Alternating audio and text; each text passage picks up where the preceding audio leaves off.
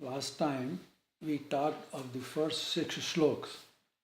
In the first shlok, Bhagwan expressed the loving relationship between Arjun and himself. It is because of such a relationship, which we call Preeti, Bhagwan said that I shall tell my Param Vachan to you. Here is something which we should know. We need to have a deep, heartfelt feeling towards Parameshwar. Only then these Param Vachan will become evident. In chapter 9, Shlok 18, Bhagwan says, Gatir Bharta Prabhu Sakshi Nivasa Sharanam Suhrad. That meaning that he said he is Suhrad. Suhrad to whom? Suhrad to all Jivatma. So Suhrad means our well-wisher. So he already has Preeti towards us all. And therefore it is up to us to have Preeti towards Bhagwan. We must reciprocate. By doing this Kriya, these Param Vachan will become evident. We cannot understand these Vachan with our Buddhi because they are Param Vachan. Our Man and Buddhi sees and perceives through the 4 senses, which can see only up to their limit. Their limit is sansar, and the evidence or the praman of these Param Vachan does not exist in the sansar or the experiences of the sansar. Whatever we experience in the sansar, we cannot understand Param Vachan from that. However, if one is willing to go beyond this Jagat, then he can find the evidence of these Vachan. Therefore, if we change ourselves, only then we can understand whether these Vachans are the truth. Arjun had changed himself when he said to Bhagwan, Shishyasteham Shadhimam Tuam Prapannam. Everything in sansar changes constantly. It never stops changing. However, the basis or the principles, the Adhar, remains steady and never changes. It's just like a grinding stone.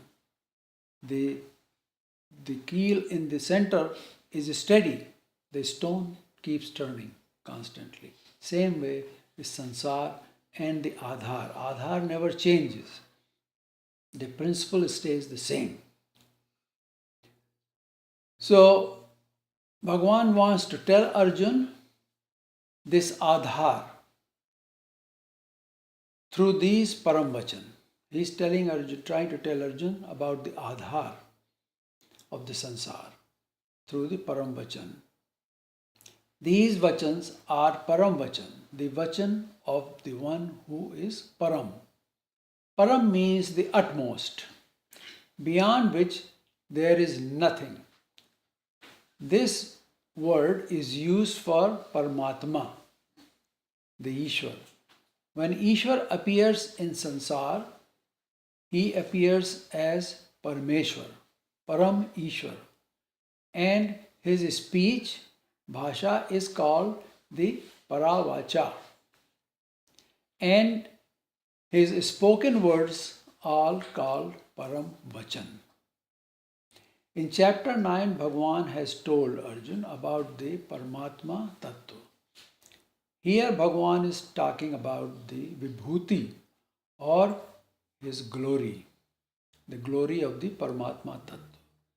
Bhagwan says that there is his presence in all existence. People say Bhagwan is everywhere. Ishwar is present everywhere. So he says, I am everywhere. Here is Shlok 41 in this chapter. Bhagwan said that every such being as is glorious, brilliant, or powerful, know that to be a part, manifestation of my glory. Whatever thing you see in sansar which is powerful, glorious, brilliant, just know that it is because of my glory. My glory is shining through that. Bhagavan gives the example of these. He said, Vrishni Nam Vasudevasmi. That in the Vrishni Kul, I am Vasudev. He did not say this for Balaram or for Vasudev. He said is Vasudev. He said in Vrishni Kul, I am Vasudev. They did not have the power, the others did not have the power and the aura which was in Bhagavan Krishna, Vasudeva. Last time, we looked at two types of vibhuti. They were Anshika vibhuti and Gauni vibhuti. In fact, there are 4 types of vibhutis. When Bhagavan says, in so and so, I am, this does not mean that he is in them. This is a way to say as to how his glory is expressed there. These are 4 ways, which are the Swarupaka Vibhuti. Wherever there was a relationship of the Ishwar Sarup, and there he says, I am, in that instance, he means that there it is my Swarupikas, my Swarup, which is there. Second one is Anshika Vibhuti. Anshika Vibhuti is where there is his Ansh. We saw that Maya and all other Devata come under Ansh. So, wherever Maya or Devata expression takes place, there is Anshika Vibhuti. In some cases, some qualities of Ishwar are expressed. This is called Gauni Vibhuti. That means his gun are being expressed in there. And then when he becomes the cause, the nimit, to move someone forward, and this is called Naimittik Vibhuti. He is the cause for somebody to move forward. The example of this is when Bhagavan said that 7 Maharshi and 14 Manu born of my Mansik Bhav. There he became Nimit in their appearance on this earth. So when we say Vibhuti, it is meant that there in that situation, his presence is special in one way, one of the 4 ways. It does not mean that he is there in person. It is his presence which has appeared in a special way. A good example here is that of the sun. Although the fire, being one of the 5 bhut, is present everywhere, in everything.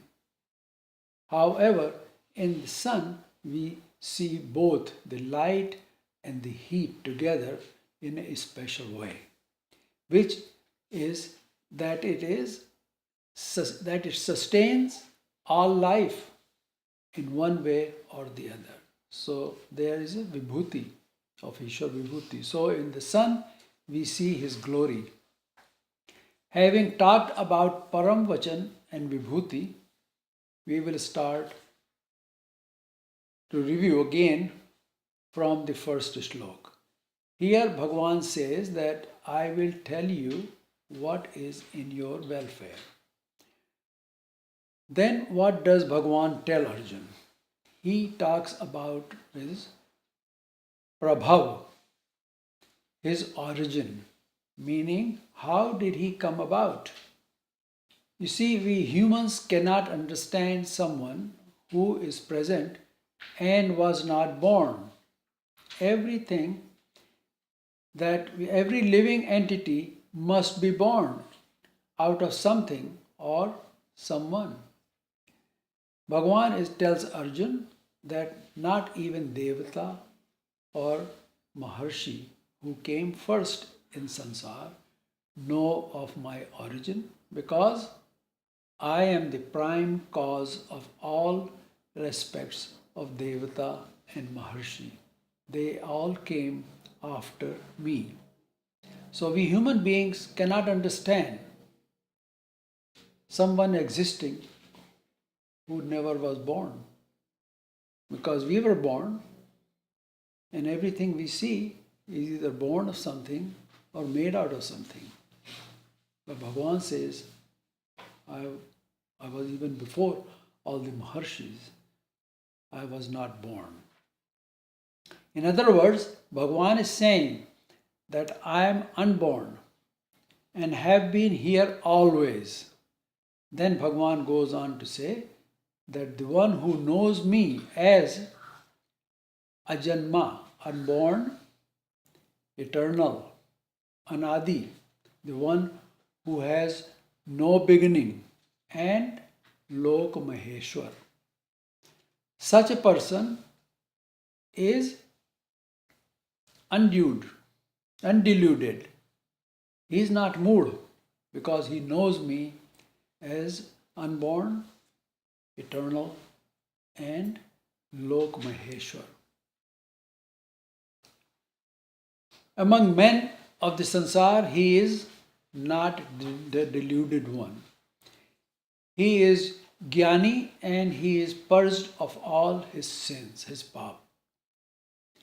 This person knows that I am the Maheshwar of all lokas, the Lok Maheshwar. So in the ascending order, we will see what Lok Maheshwar means here. In the ascending order, first are all Jeev Lok. Then Ish, that is in the Devata Lok, that is Devata Lok. Then over all other, there is Maya, which can also be called Ishwar. In this context, Maya will be called Ishwar. And above all is Maheshwar. Ishwar says, I am beyond Maya. So he is Maheshwar. Ishwar and Maheshwar. One who thus knows me as to how I am the Maheshwar of all Jeev, he is no longer moved. He knows that what is Jeev, what is Devata, above them, and Adi Shakti Maya, and I am above them all. One who knows this is Jnani. So this is part of Jnana. We must know what is what. Now Bhagavan is telling Arjun that all bhav in the sansar are born from me. So what is bhav? Simply put, bhav is the innate property, feelings, emotions, temperament, or disposition of mind. That is bhav. These are with every individual. How do various bhav come about in us, within us? These are born out of three gunas which are within us, Sat, Raj and Tam. And they are always in us, working. Some examples are anger, love, affection, attachment, etc. 9 ras arise from these gunas. These are Shrangar ras, Hasya ras, Karuna ras, Raudra ras, Veer ras, Bhayanak ras, Vibhats ras, Prabhutva ras, Shant ras. To these is also added Vatsalya ras, another ras. All ras are necessary factor in all poetry. No poetry can be written without any ras. They are all belonging one of the other, these 10 ras. And they all are bhav. You express your bhav through poetry in these ras. However, they also occur in our dealings with the living as bhav. We deal with everybody else. Our bhav deals with other people's bhav. The three gunas are the root of all bhav. Without three guna, there is no bhav.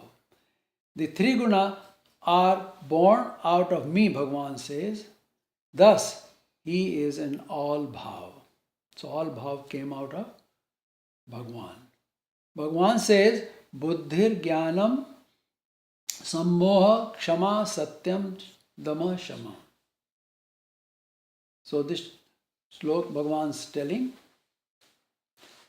बुद्धिर्ज्ञानमसम्मोहः क्षमा सत्यं दमः शमः सुखं दुःखं भवो भावो भयं चाभयमेव च. and the next slok again, अहिंसा समता तुष्टिः तपोदानं यशो यशः भवन्ति भावा भूतानां मत्त एव पृथग्विधाः. Bhagavan says, Buddhir Jnanam. In all bhutanam, in all prani bhut, prathak vida, the different and diverse bhav, the traits, different and diverse traits, bhavanti, they arise, mat eva, or they all arise from me alone. Nobody else, just from me alone. What are these traits or bhav? He says buddhi. First one is buddhi. It is the intellect in all prani bhut. All prani bhut have certain intellect called buddhi. It is the faculty which lets us comprehend what our mind perceives. That's what buddhi does. Through the senses. Mind is perceiving through senses and the buddhi comprehends it. And through its thought process, decides as to what is the correct action. Buddhi tells what should we do. After we have experienced something through our senses, our man has processed it and presented to the buddhi. Buddhi says this is what you should do or should not do. Somebody's buddhi brush, they say, that person cannot operate properly. He will do wrong things. He will not listen to buddhi. His buddhi is corrupt. The power to conduct and the processes of this faculty is derived from Devata. And that Devata is Sheshaya, Vishnu, Mahavishnu. This is the bhav called buddhi. When Bhagavan says it is due to me. Next one is jnanam, jnana. Jnana is defined as knowing anything for what it is. Knowing the yatharth roop is jnana. Knowing the correct roop of anything is its jnana. Jeev, Devta, Prapanch and Parmeshwar are different. They're not same. And the Gyan tells what is what and what is difference between them. People fabricate a murti, for example. They fabricate it out of a rock, piece of wood, or mud. You see these murtis all over the world, everywhere. And they worship it as if that is Paramatma. Right? They call it Paramatma. But the Gyan says that it is stone, wood or mud. It's not Paramatma in there. However, if someone has done the pran pratishtha of the any devata in that murti, then there is vibhuti of Paramatma in there. The devatas, powers are there, so that is Ishwar's vibhuti comes in there. But not Paramatma. Paramatma is not there. His vibhuti appears in there. To worship the murti as if it is Paramatma is the sin which falls under the Vikalpa dosh. According to Gyan, there are the gunas of Paramatma, but not he. You will find Paramatma's gun, qualities everywhere, but not himself. The Gyan defines the limits of everything. Devta Gyan defines the limit of Devta. How far Devta can go, how far they are effective.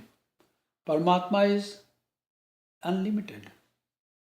So his Gyan is unlimited, Anant. Bhagavan says that it arises from me alone. All this arises from me. In today's world, people worship Guru and build big establishment. People build big temples, big churches and everything. Today, these gurus are humans with no devata power. They don't exist in this day and age. There was a time when Guru possessed powers which they transmitted to their disciples, as was the case in Nath Panth. There were Nath Panthi gurus who had devata powers. The examples are that of Gorakhnath. Gorakhnath was a Nath Panthi guru. Machendranath. Today, our weakness lies in the fact that the one who has risen above us in some material way, we tend to call him Paramatma, Bhagavan. If he shows some miracle, chamatkar, people call him Bhagavan. That is a weakness in today's human being. And that is because of lack of Gyan. This is not Gyan. Calling somebody who is not Paramatma, Paramatma is not Gyan. Gyan says that there may be very well be shortcomings in the gurus. Guru may have shortcomings. He is a human being. So the Gyan says that if there are any powerful force in the murti, it is Ishwar's vibhuti, Shakti. Therefore, Bhagavan says, Buddhir Jnanam, the Buddhi and Gyan, these bhav are from me. And what kind of Gyan it is? Which is from him? Asammoha. The Gyan which removes delusion. That kind of Gyan. Gyan is something which removes delusion. Moha. So he says asammoha, that kind of Gyan. That kind of buddhi, which has not delusion. Next he says about kshama. Kshama, if someone made a mistake, the power to forgive that person comes from Paramatma. The bhav is also the vibhuti of Ishwar. This bhav is vibhuti of Ishwar. If somebody is able to really and truly forgive someone for the wrong they did to him, he is doing because of Paramatma's vibhuti there at that time. Because we are not capable of doing it. Very few can forgive this day and age. Everybody wants to take revenge. This is very big quality. To have anger and enmity are very common. In it, others encourage one to do it. Everybody encourages. Somebody gets angry, oh, they want to see the show, see what's going on. So, however, to forgive and embrace the individual is very difficult. It's not easy. This bhav comes from only from Ishwar. Next is Satyam. No matter how much we try, we are unable to speak the truth. It's very difficult to speak the truth. Because we must deal in sansar. Bhagavan has said that the dealings, which is called vyavhar, is made of satya and anyatra. The vyavhar in sansar is made up of satya and anyatra, truth and lies. That's what makes vyavhar in sansar. All the dealings in sansar are from the dealing truth and lies. The difference is that these lies are called white lies, which do not harm others. For example, a person buys an item for $10 and turns around and sells it for as much as $20. In this example, the person who paid $20 had no way of knowing that the seller has purchased it for $10. So, this did not result in a loss to anyone because the buyer needed or wanted that item. He needed that. He said, I have to have this. It's $20, he pays $20. The seller made $10 in this transaction, and this we call profit. Correct? This is vyavhar. This is what vyavhar is. Business in this. The sansar is a business, is a vyavhar. Give and take, buying and selling. Everywhere you look in any relationship, it is vyavhar. Without vyavhar, you are not in sansar. So the sannyasi doesn't deal in vyavhar. He will take what is given to him as bhiksha and he goes on way. He doesn't want anything from anybody. Nobody wants anything from him. So he is out of sansar. As long as we are in sansar, we have to be doing the vyavhar and dealing in truth and lie, white lies. This is the vyavhar or dealing, therefore it is acceptable. Sansar, these things are acceptable. This is true in every aspect of life in sansar.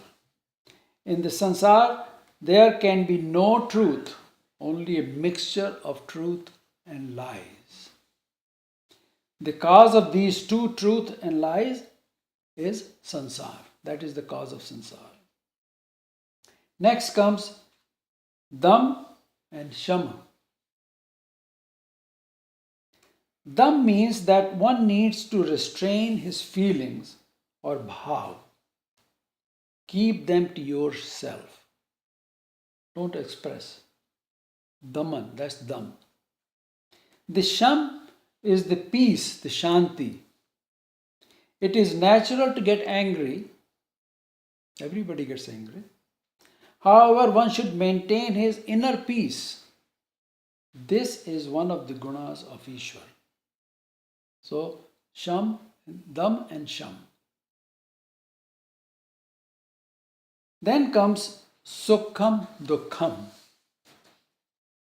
Sukh or happiness is what feels good or pleasurable to the senses. This also is due to guna of Ishwar. Dukh. Dukh is the fear of the pain and misery.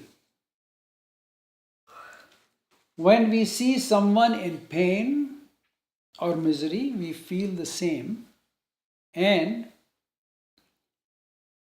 we feel sorry and become compassionate, thinking that it can happen to me also. This fear of the same happening to me, to one himself, is dukh. That is what dukh is.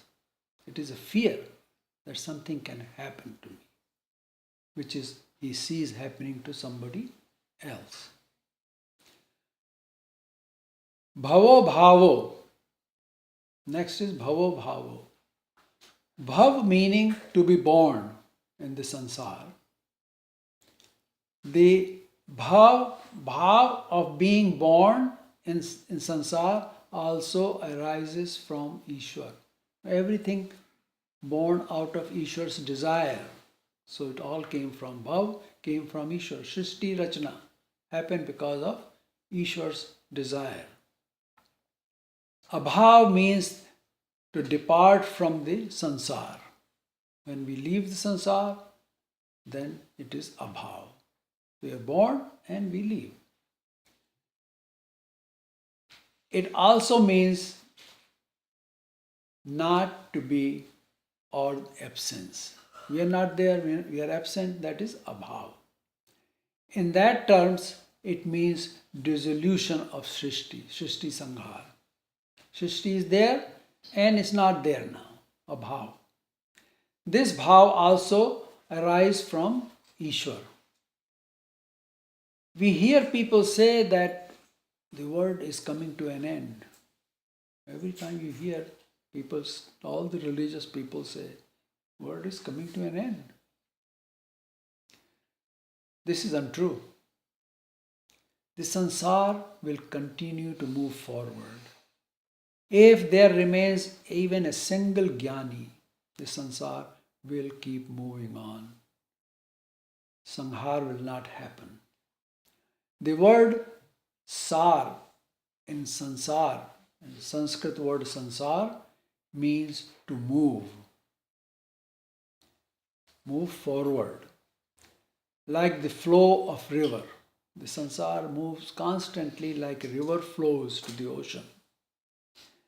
The sansar will keep moving forward like our ancestors. We too will leave. Then the next generation will continue. The sansar will keep moving forward as a snake slithers forward all along. People will come and go, but the bhav will remain. Being big in sansar, somebody is very big in sansar, say, he is a big man, very powerful, is meaningless. Why? The importance is given by others only. He may not be important, but somebody gave him importance. People get together and make the person important. So he is a big person now.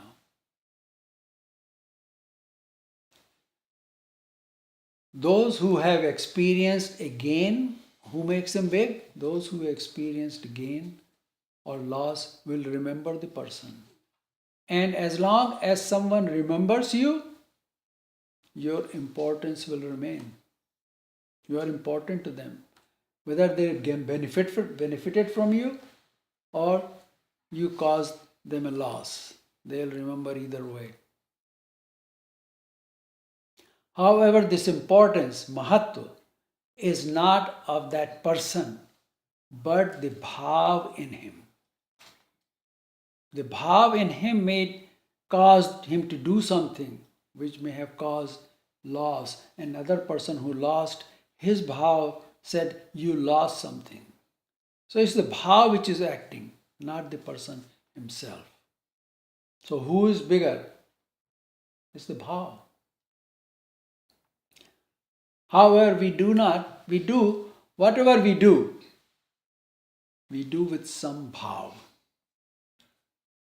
Next comes bhayam abhayam. Bhaya is fear.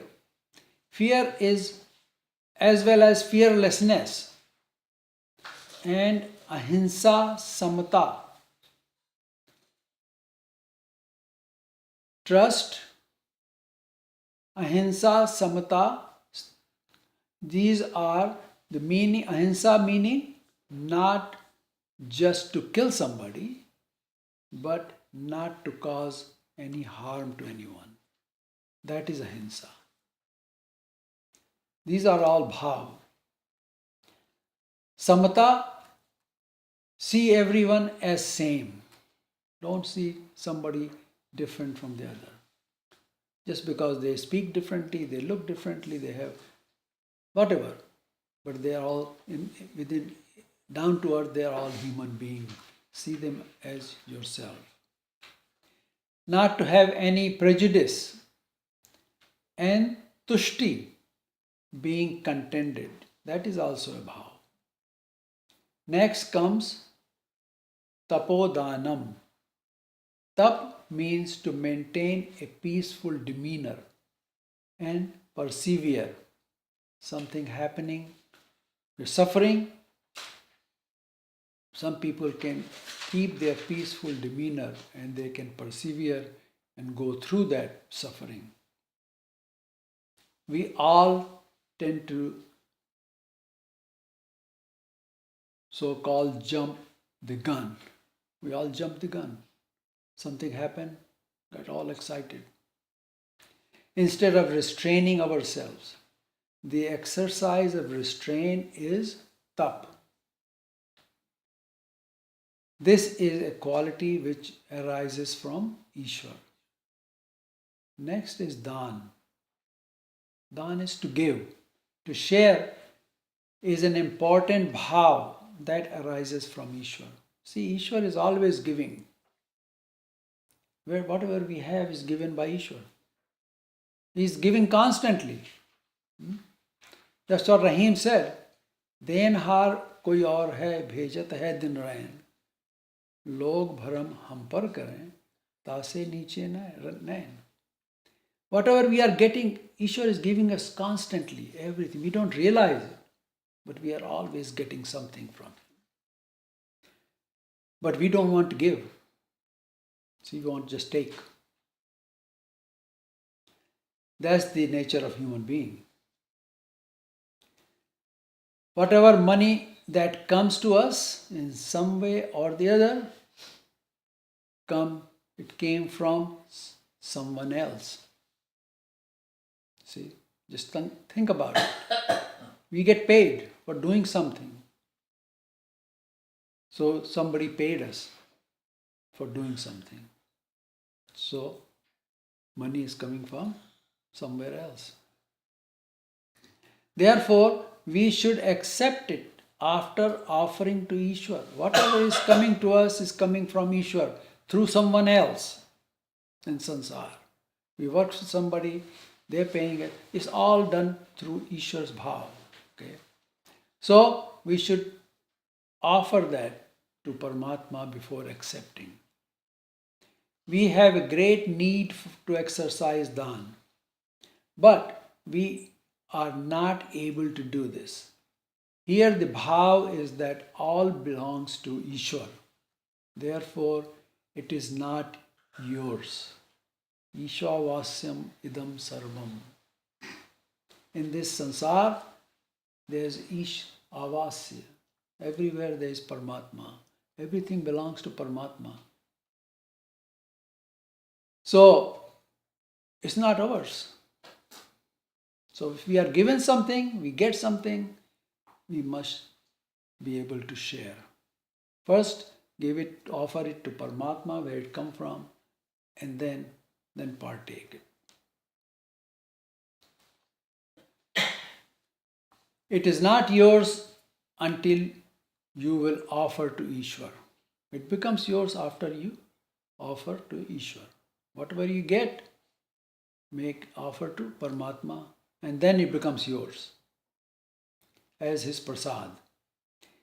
In Hindu Dharam, there is a rule to set aside 10% of your earning in the name of Ishwar. Then use this 10% to give it to needy, maybe your relatives, whosoever. Today, it is followed and practiced only in some cases. In Sikh Dharma, it is done for Gurdwara. The Ismailis also practice Dan.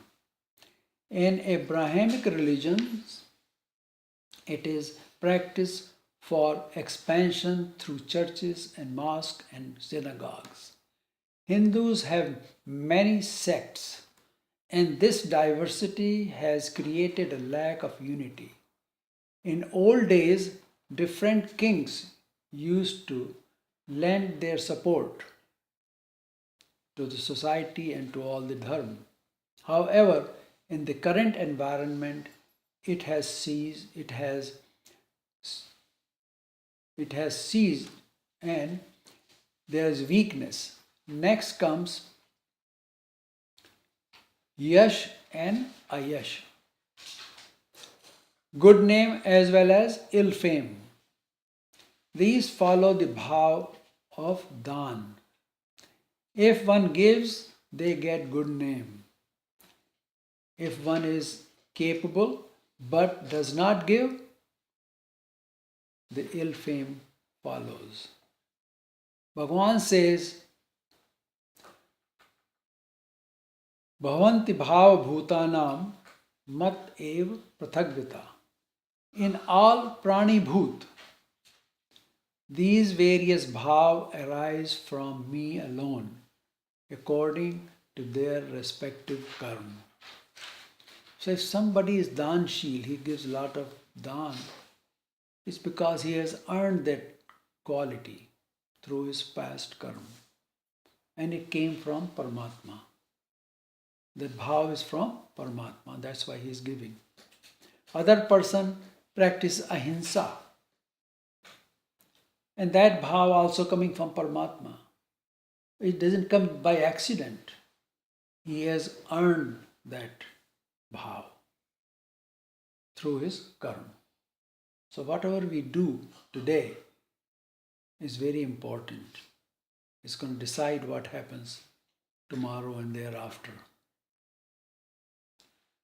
Bhagavan has said this earlier in chapter 7, slok 12, when he said that whatever bhav arises from three gunas arises from me. So what we've seen here, all the bhav arise from three gunas, and three gunas arise from Ishwar.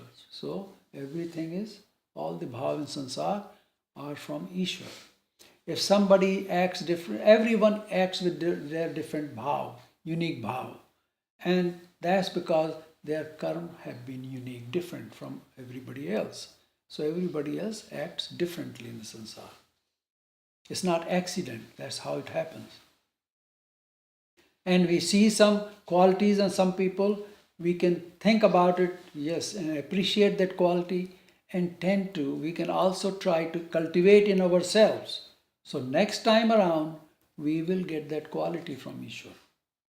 We have to work for everything that we get.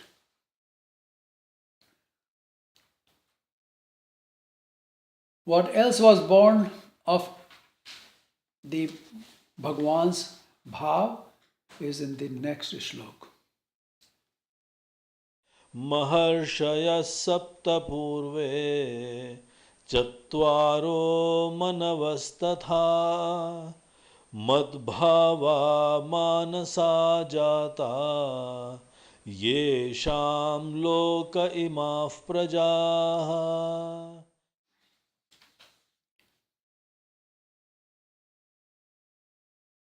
Bhagavan says,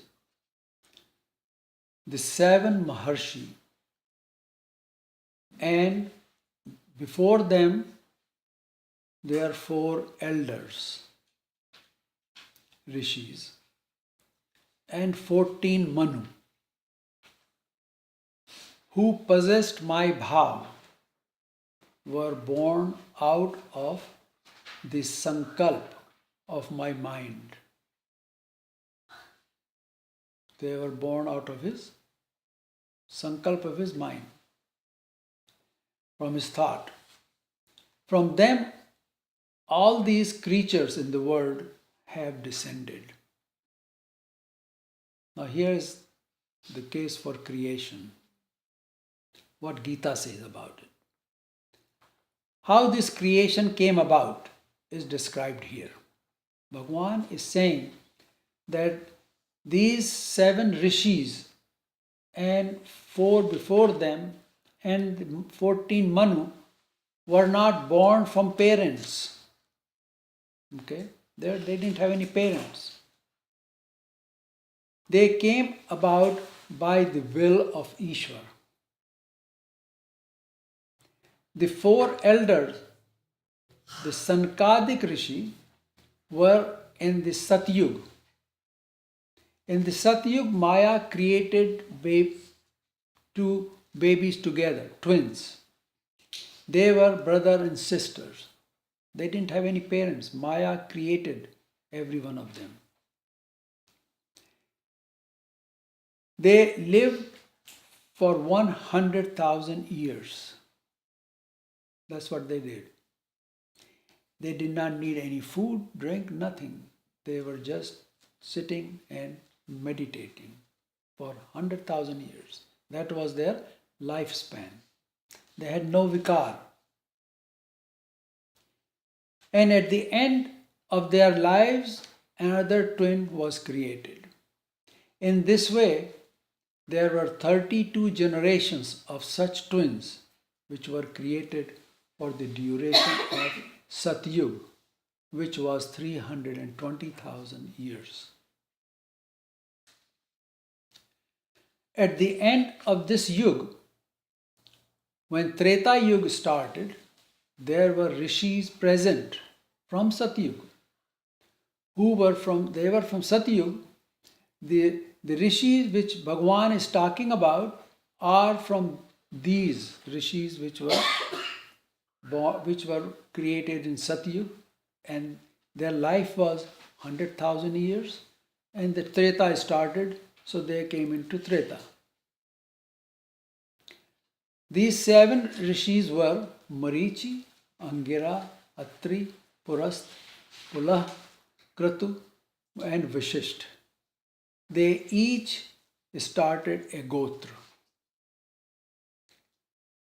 In the Vayu Puran, it is mentioned that Dirghayusho Matkrita Ishwar Divya Chakshasha Vradha Pratyaksh Dharmanam Gotra Prakrita Shacha. So he says, Vradha Pratyaksh Dharmano Got Pravrat Kashtacha. That these 7 rishis were who determined Pravrat, means determined the Gotra.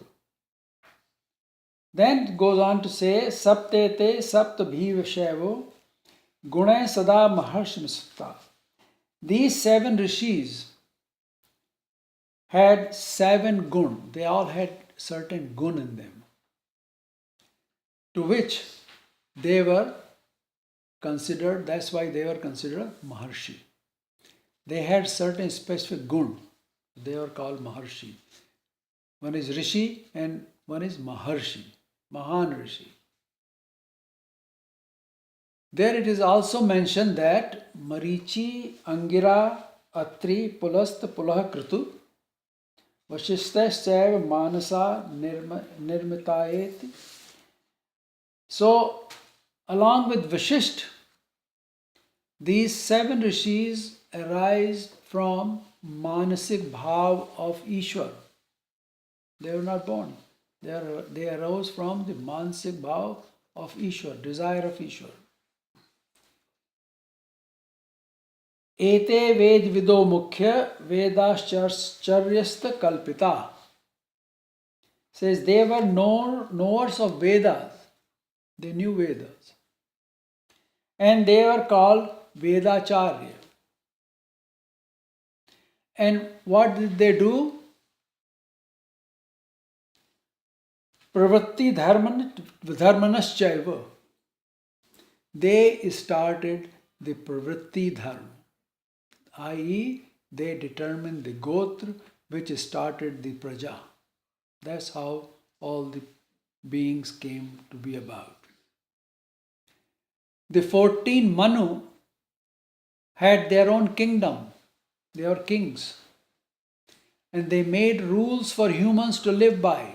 So all the rules were made in Treta Yuga by these Manus. The 14 Manus were Swayambhuva, Sarochicha, Uttama, Tamasa, Revata, Chakshusha, Vyavastha, Surya Savamika, Daksh Swami, Brahma Swami, Dharma Swami, Rudra Swami, Deva Swami, and Indra Swami. So there were 14 Manus. They were kings, and from them further progenies came about. Thus the pathway of progress in the sansar was open. So this is how the humanity started on this earth in the very beginning. Hindus embraced the dharma of Manu. So these 14 Manus were the first rulers of the earth. Prior to them, 4 rishis came about. They were the Manasputra of Brahma, and with them there was the Shakti of Ishwar. Paramatma Shakti was in them because they followed the Nirguna Brahma Gyan. To impart Gyan, Ishwar took avatar in Hans, the carrier of Brahma. This was Nirgun Gyan which he gave to these 4 rishis, Sankadik rishis. Having received this Gyan, these 4 rishis, the Sankadiks, started the Nivritti Dharma. So from very beginning, Ishwar created the 2 dharma, the Pravritti and the Nivritti Dharma. The 7 rishis started the Pravritti path, and the 4 Sankadik rishis became the causal agent for the Nivritti path in the sansar. And it's been going on ever since, all the time. There were 2 characteristics of dharma. One is called the Nivritti path, in which one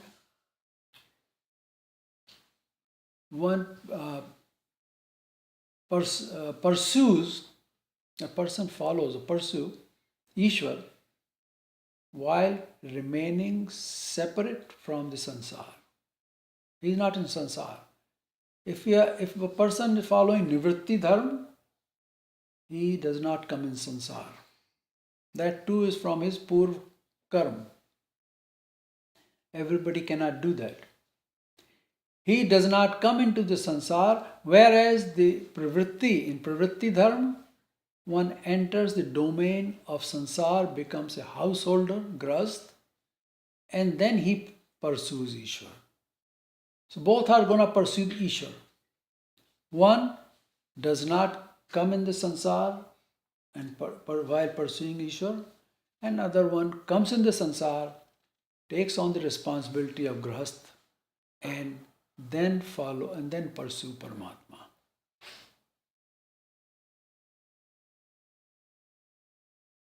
The Sapt Maharshi started the grahast dharma, where they created gotra. All systems and rules were formulated. They were called Vedacharya.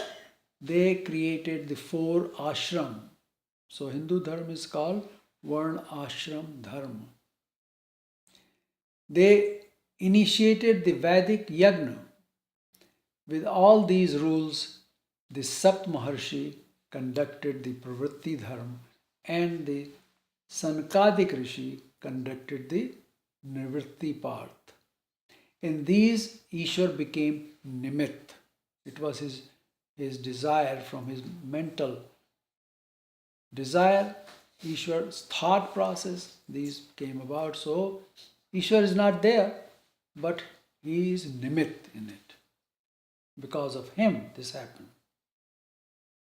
Thus, this is Naimittika Vibhuti.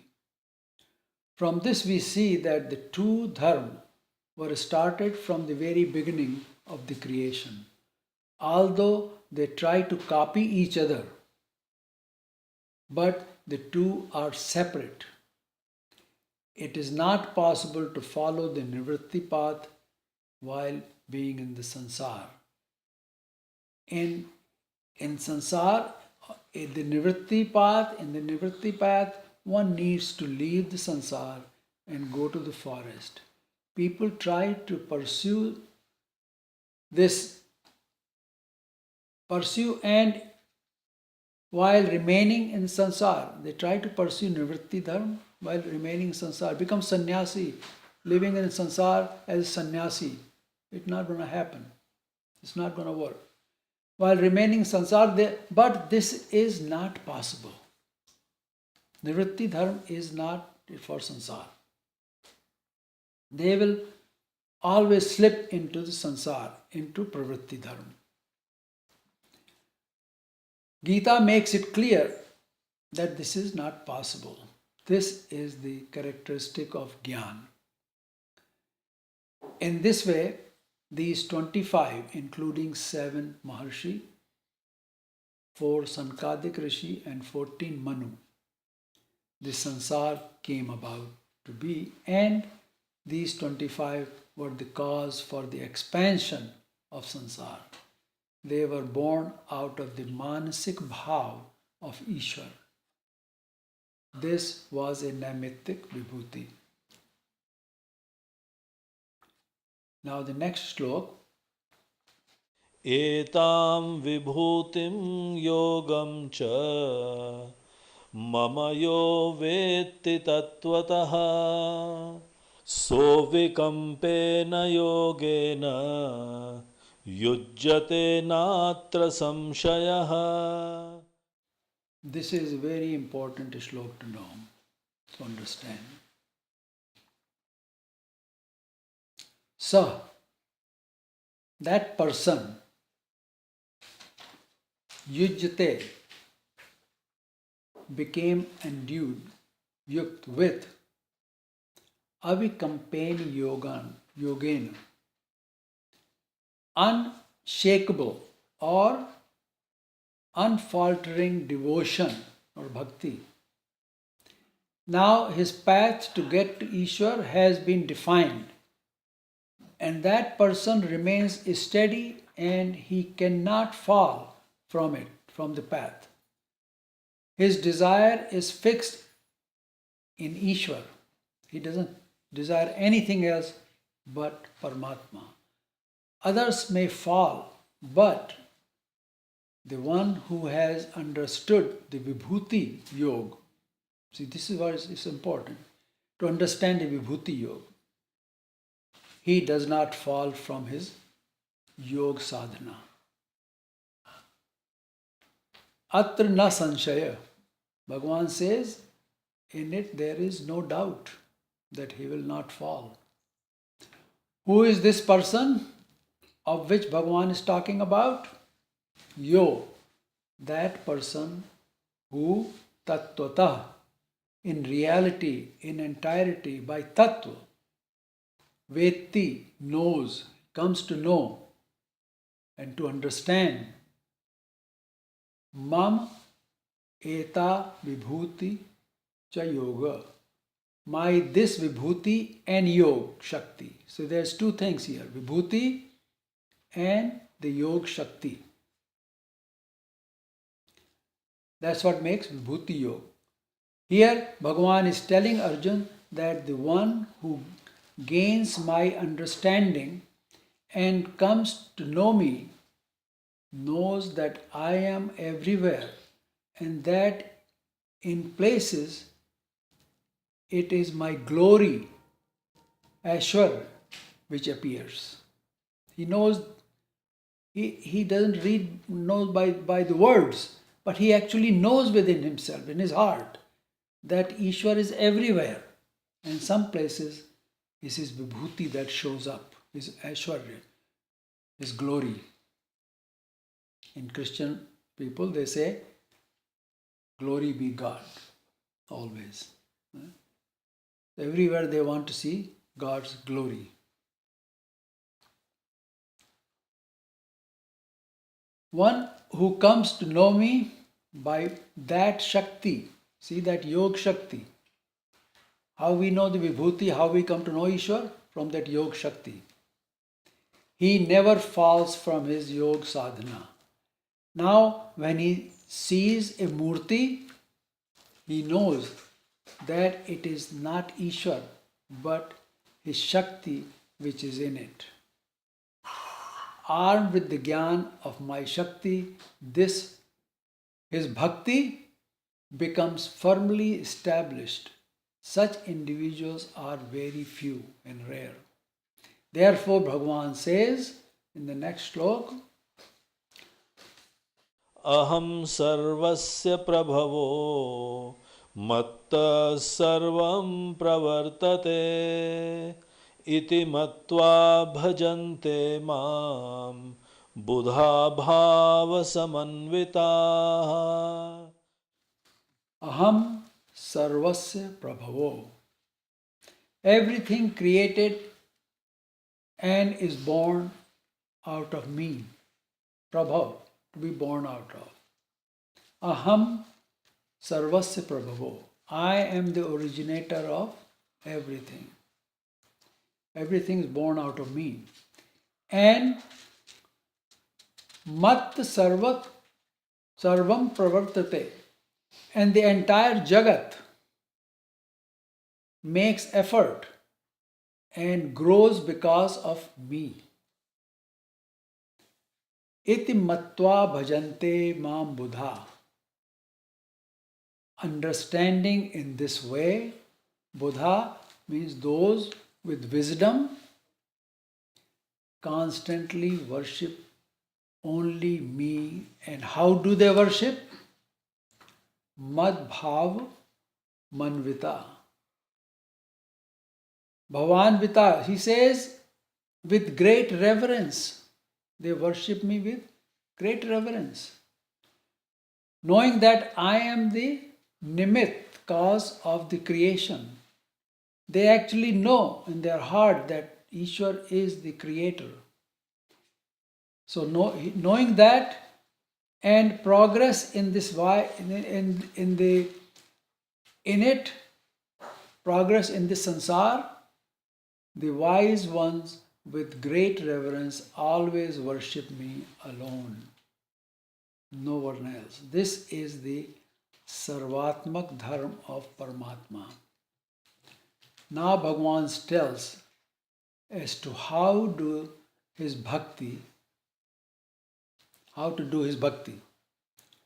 Matchitta Macchitta madgata prana bodhayantah parasparam kathayantascha mam nityam tushyanti charamanti cha. Due to the power and influence of this Gyan. See, he gave what? He gave Yog, which is Gyan. He gave Gyan to this person. Ishwar did. So with the power and influence of this Gyan, what happens to them? What happens to these people? Matchitta. His chit thinks of me always. His chit is always with Ishwar. All his thought process that come in chit is about Ishwar only. Because for him there is nothing of interest in sansar. We follow only thought process in our mind come about the things we like in sansar always. Right? To him, only one he likes is Ishwar. So in his chit, all the thoughts will come only about Ishwar, nothing else. And Mat Pranam, Madgat Prana, he says, their pran are in me. Madgat Prana, the pran have gone into me. So, how you give your pran to Ishwar? The question is, how do you do that? You do by remembering and saying his name in each breath. Pran is breath. So in each breath, you take his name. So that becomes Madgat Prana. To him, this is like water to fish. You cannot take this person out of this practice of Madgat Prana. He will not exist. It's like fish out of water. This reciting the name constantly in every breath is his pran. He lives with that. Most people talk about the worldly things, which we call anyavarta. People have to say something. It is very difficult to sit there without saying anything. Try it sometime. It's hard. If two people are sitting, they will end up saying something to each other. There's no way you can stop them. What they talk about? They talk about things which really don't matter anything to them. Okay? To their Atma. It's called Anyavarta. Okay? Everybody talks things which really don't mean, just to have conversation. Right? That's Anyavarta. Anyavarta means the Varta which is not related to Paramatma. But what he does, what this person does, he says, Bodhvantah Parasparam. He mutually, Paraspar means mutually, talks or discusses the Gyan, talks about Ishwar. And Kathiyan, and he always discusses me. Tat Kathiyansh ma nityam. They always discuss me. And Tushyanti cha ramanti cha. And they remain satisfied and find delight and dwell in me.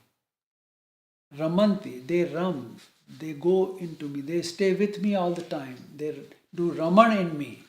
That means they live with me all the time, Bhagavan says. And they are happy with that. And they talk, only thing they talk about is Ishwar and Ishwar Gyan. That's all they talk about, because that is near and dear to them. Nothing else is near and dear to them. Most people get bored, right? And look for delight in music, art, sports, etc. WhatsApp is these days, they get bored, they just look into WhatsApp. What other people are saying. They are looking into Facebook all the time because they are bored. They don't know what to do. Most of these activities don't mean anything. They like to sing songs. They want to listen to music. They are bored. See? They want to watch TV. Right? That's what generally people do. But this person, he always finds delight in Ishwar and dwells in him. He doesn't need any of these. He's never bored. He's always contented, happy. He's never bored. They do this because I am the most important for them. Bhagavan says, I am the most important one for them. There's nothing more important than I am. So what is the fruit of this action is in the next Shlok. Tesham satatayuktanam bhajatam pritipurvakam dadami buddhi yogam tam yena mamupayanti te. Tesham, to those people who worship me like this, Bhagavan says, Satat Yuktanam, who are ever steadfast in me, and Bhajatam Pritipurvakam, serving me with great affection, they have love for me. To them, Dadami, I give Tam Buddhi Yogam.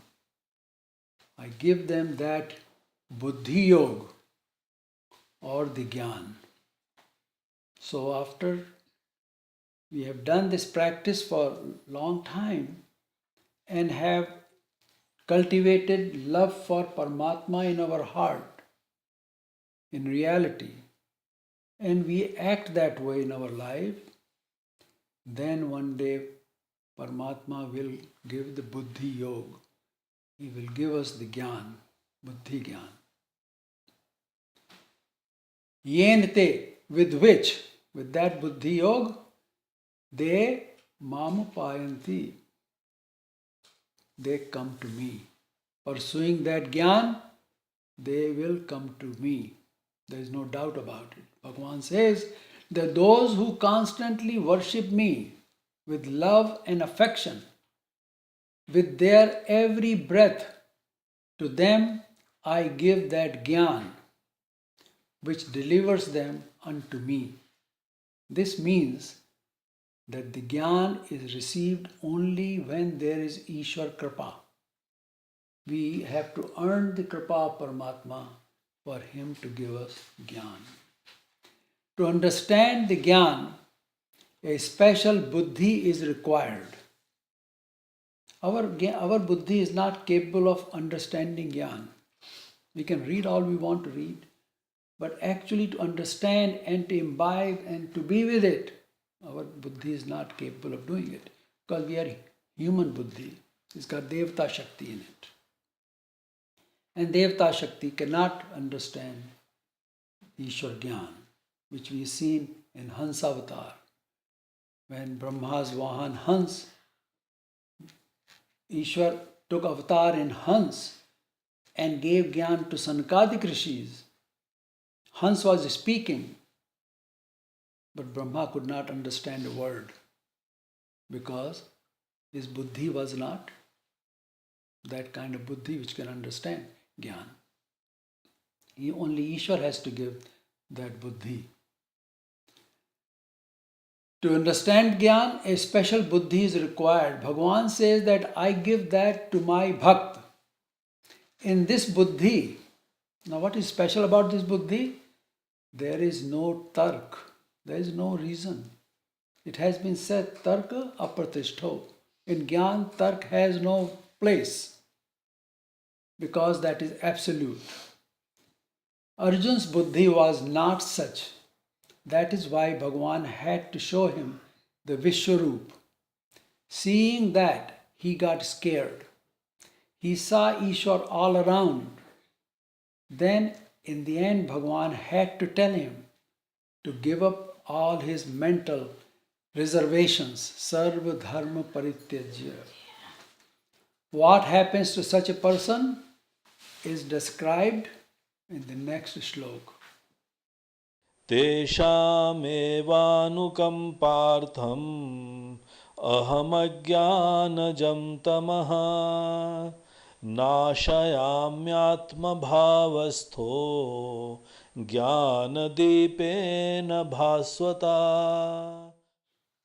Bhagavan says, O Arjun, out of mere compassion for them,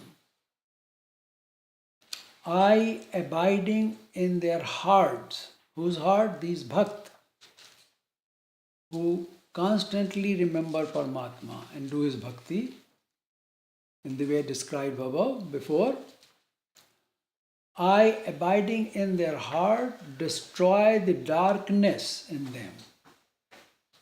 Darkness is Agyan, which is born out of Agyan. The darkness which is born out of Agyan in them, I destroy it by the illuminous lamp of knowledge. Having heard Bhagavan say such powerful words to him,